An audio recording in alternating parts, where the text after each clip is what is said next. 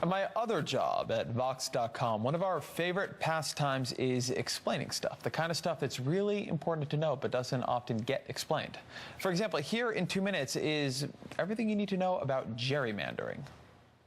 There are some things in life that Canada is just better at. Poutine, for instance, being polite, appreciating Robin Sparkles, and these days, elections. America does something very weird in its elections. The way elections are supposed to work is voters choose their politicians. But in America, politicians often get to choose their voters.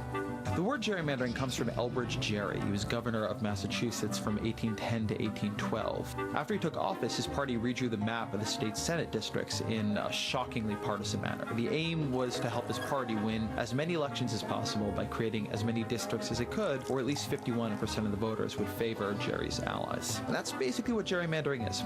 We've got 435 congressional districts in this country. Somebody needs to divide them up. And amazingly, most states let politicians divide them up. The results are totally predictable. You can see how this works in North Carolina. Democrats won 50.5% of the House vote in 2012, but Republicans won 9 House seats to the Democrats' 4. If you want to see why, just look at the map. Look at district number 4. It kind of looks like two legs running away from this whole mess. Look at district 9, which is getting punched in the neck by district 5 and kicked in the gut by district 12. And damn, look at district 12. It's like a little worm wriggling away from North Carolina.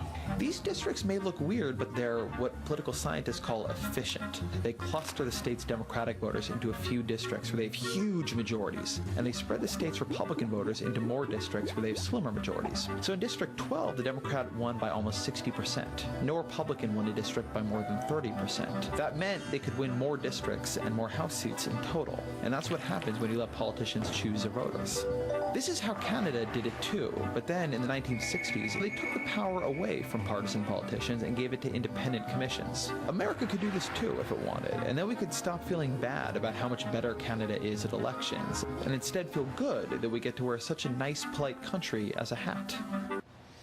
Now, if you want an example of why you should know about gerrymandering, about what Canada was trying to solve, just look at Florida, where on Friday, a judge ruled that the state legislature needs to redraw their congressional map so that it adheres to the state's constitution.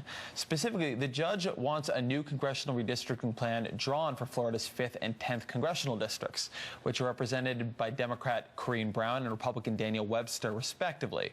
Earlier this summer, the judge ruled the districts are illegal, writing that, quote, Republican political consultants or operatives did, in fact, conspire to manipulate and influence the redistricting process.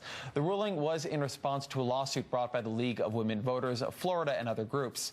And over the course of that suit, the judge found that Republican operatives posed as unbiased citizens in public hearings to discuss maps that, wait for it, had been drawn in secret. Very nice.